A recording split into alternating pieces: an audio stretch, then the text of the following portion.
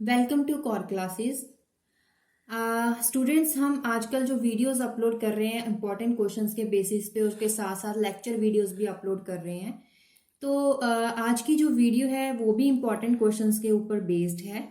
Important questions और previous year questions दोनों को मिला के बनाई गई है video.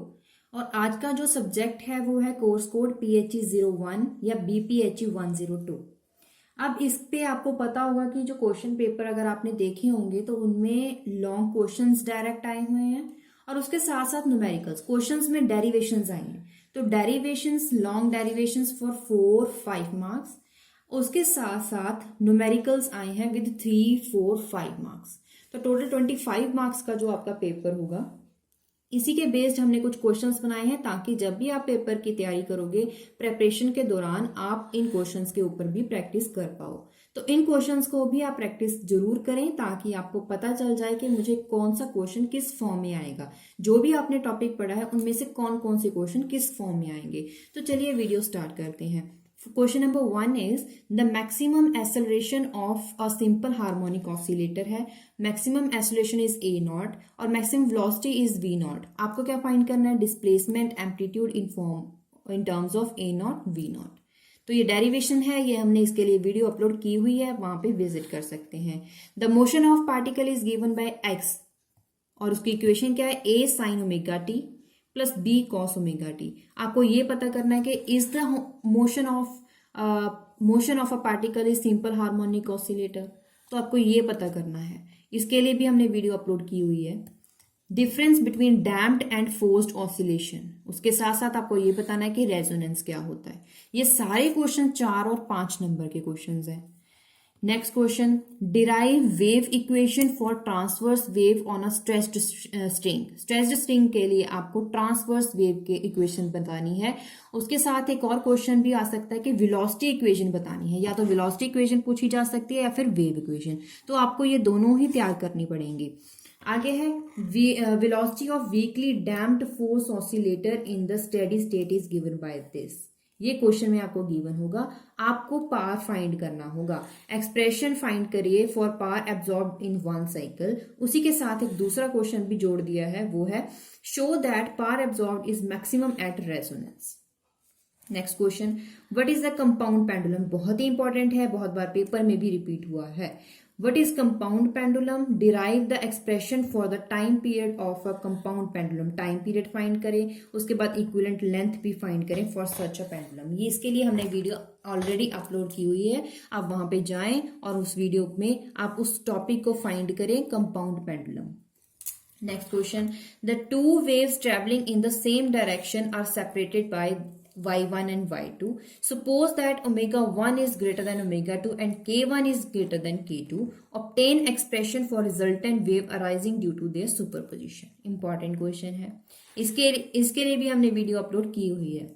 8th question, a smooth tunnel is bored through the earth along one of its diameter and a ball is dropped into it. Tunnel को डंक किया गया और उसके साथ साथ उसमें बॉल ड्रॉप करी गई। आपको ये शो करना है, show that the ball will execute simple harmonic motion. Assuming करनी पड़ेगी कि earth to be a homogeneous sphere in of uniform density. तो आपको शो क्या करना है? सिंपल हार्मोनिक मोशन के लिए बताना है कि जो बॉल है उसकी मूवमेंट सिंपल हार्मोनिक मोशन है। Next question, the differential equation for a certain system is given by this equation. Differential equation given है जिसमें आपको बताया गया है कि जो omega naught is very very greater than B. Obtain the expression for the time in which amplitude falls to 1 by e times the initial value. Energy of the system falls to 1 by e times the initial value. Very important question, बहुत बार paper में भी आया है। Derive the expression for potential energy and kinetic energy of an oscillating spring mass system. इसके लिए हमने video upload की हुई है, बहुत ही इंपॉर्टेंट। मैंने उस टाइम भी बोला था कि जो टॉपिक है दोनों ही बहुत इंपॉर्टेंट है, इसके अलग अलग टॉपिक बनाए गए हैं। 11th question, show that weak damped system the logarithmic decrement is given by this equation. तो आपको ये रिलेशन आपको शो करना है, डिराइव करना होगा। Question number 12, consider a string जिसकी लेंथ L है, stretched between two fixed end, stretch किया गया है and wave is generated on a string due to superposition. आपको क्या पता करना, obtain an expression for fundamental frequency, expression for impedance offered to transverse wave by a stressed string. Calculate speed of sound in air at standard temperature pressure, water पे steel में, जिसकी आपको सारी की सारी वैल्यूज ऑलरेडी गिवन है. Using boundary conditions for transverse wave, boundary conditions के ऊपर आपको रिलेशन बनाना है. उसके बाद आपको amplitude, reflection and transmission coefficient find करना है. इसके लिए हमने वीडियो चैप्टर में अपलोड की हुई है, चैप्टर नंबर 3 या 2 या 3 है. तो इनमें बाउंड्री कंडीशंस आपको मिल जाएंगी. ये तीन चीजें आपको फाइंड करनी है, मतलब कि 3 चीजों के लिए आपको डेरिवेशन बनानी होगी. तो इसमें टोटल 15 क्वेश्चन थे. मैंने कम से कम ऐसे क्वेश्चंस बनाए हैं ताकि ज्यादा क्वेश्चन दूंगी तो आपको लगेगा कि सारे के सारे हम पूरा सिलेबस ही आपने डाल दिया है. ये तो हम ऑलरेडी ही प्रिपेयर कर रहे हैं, लेकिन उनमें से कुछ important, very very and most important questions मैं लेकर आई हूँ. तो इन पे आप अगर प्रैक्टिस करोगे तो आपको कुछ परसेंट तक ये श्योर हो जाएगा कि मैंने कितना परसेंटेज ऑफ सिलेबस मैंने किसके ऊपर कितना प्रैक्टिस कर लिया है. अब ये तो रहे सारे के सारे डेरिवेशन, लेकिन आपके पेपर में तो न्यूमेरिकल्स भी आते हैं 4 और 5 नंबर में. तो उसके लिए भी हमने क्वेश्चंस आपके लिए लिस्ट बनाई है. वो लिस्ट जो है वो मैं आपको बता दूं न्यूमेरिकल्स के लिए. The equation of transverse wave travelling along a stressed string is given by this value. Calculate wavelength of the wave and maximum transverse speed of the particles in the string. Second question, in cathode ray oscilloscope CRO आपको given है. CRO के based आपको बहुत सारे numerical derivations आती हैं. इसके लिए ये टॉपिक भी इंपॉर्टेंट हो जाएगा. The deflection of electrons bye 2 mutually perpendicular electric field is given bye x and y.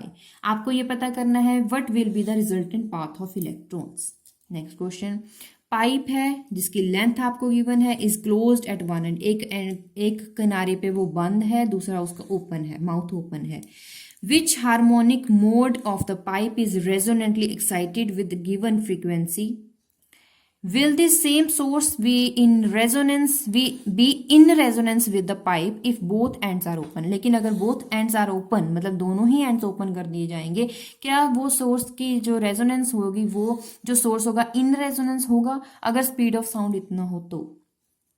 Fourth, damped vibrating system starting from rest reaches a first amplitude. Rest से start हुआ, उसका एम्पलीट्यूड कितना बढ़ा, 500 millimetre. उसके बाद वो इतना डिक्रीज हो गया, रिड्यूस हो गया टू द 50 मिलीमीटर. कब? आफ्टर 100 ऑसिलेशंस, क्योंकि जब ऑसिलेशंस होती हैं तो उसका एम्पलीट्यूड डिक्रीज करता है.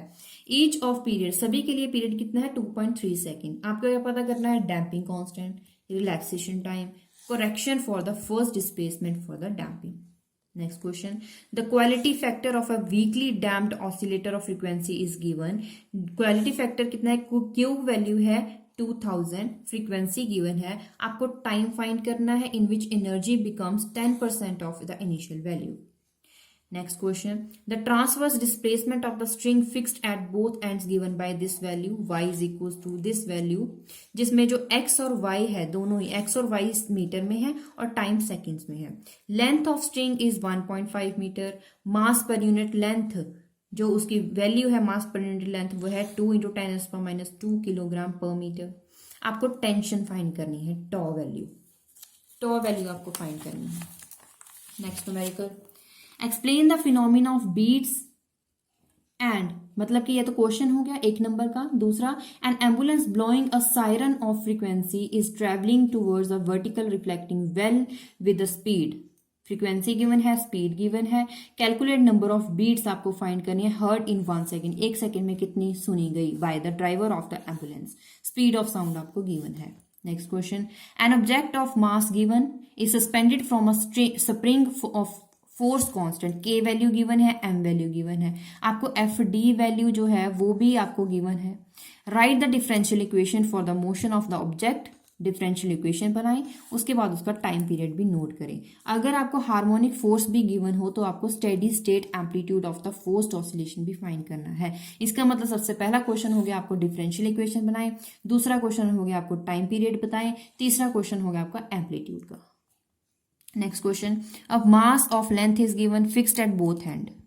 एम वैल्यू गिवन है, मास पर यूनिट लेंथ भी गिवन है, फंडामेंटल फ्रीक्वेंसी भी गिवन है, आपको टेंशन फाइंड करनी है। Next question, a 0.5 kilogram object is executing simple harmonic motion, amplitude भी गिवन है, मास भी गिवन है, टाइम पीरियड भी गिवन है।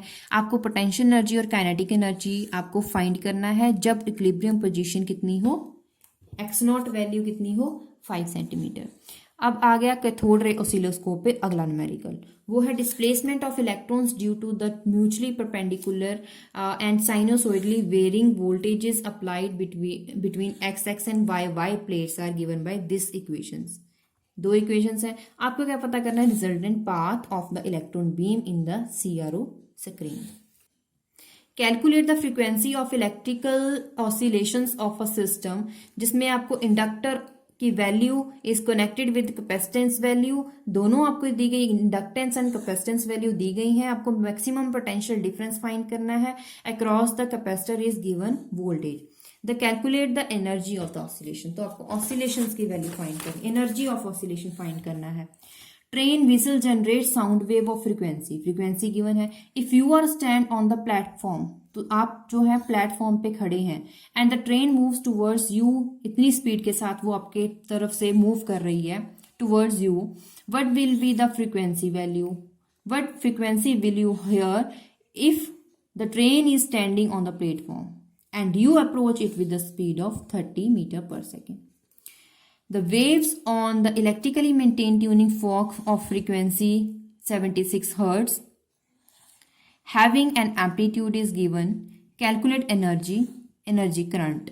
दो वैल्यूज आपको फाइंड करनी है, 4 नंबर का न्यूमेरिकल आ सकता है या 5 नंबर का। An open pipe is suddenly closed at one end with the result that frequency of third harmonic of closed pipe is found to be higher by 100 Hz. Frequency is increased by 100 Hz.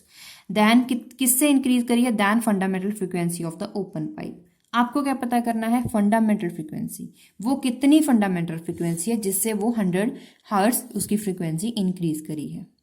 तो इसी के साथ ये थे 15 numerical, 15 questions, 15 numericals, total 30 questions हैं इस video के लिए। These questions are more than sufficient for you for preparing for your term end exam. So you can focus on these questions and practice on these questions. I'm sure you will be very sure to preparing and you will be very well ready for your exams, to attempt your exams. So keep watching our channel, Core Classes. Thank you.